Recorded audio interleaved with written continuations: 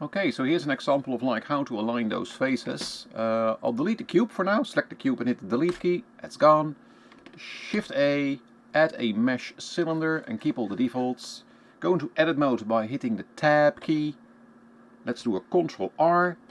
Let's add 2 edge loops, so I just pressed the 2 on my keyboard. Go left click, left click. The edge loops are still selected, so I can do a scale on the Z axis and move them further apart. There you go. I already enabled the normals. Remember, you can click on this little icon here. No, this one. Show overlays. And all the way down here, you can enable or disable show normals. And here you can actually like change the size of those normals.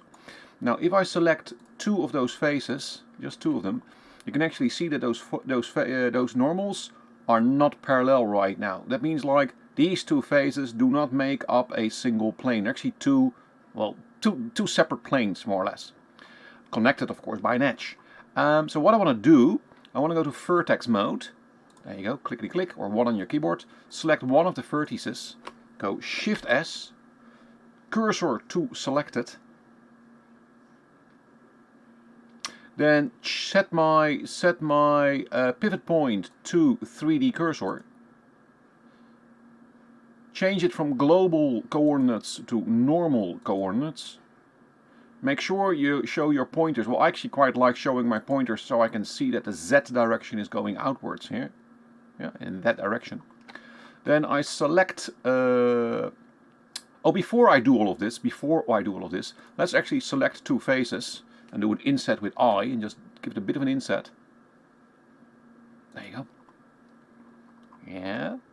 And then I actually want to select, yeah, this vertex is okay still. So I select those 6 vertices. So one of that, yeah, they're actually selected. So the 6 vertices of those 2 faces. And then I'll do a Shift Z0. And you can actually see that these 2 normals are now perfectly parallel with each other. So I've got like a nice little, well, flat plane, which is going to be glass, a glass window. So what I'll do another inset with I. Give it a bit of an inset, and then E for extrude, and go inwards. And then I can make these 2 panels, these 2 faces there.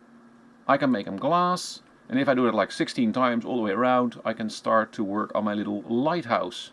So that's the idea of like aligning faces, using some small tricks. Have fun!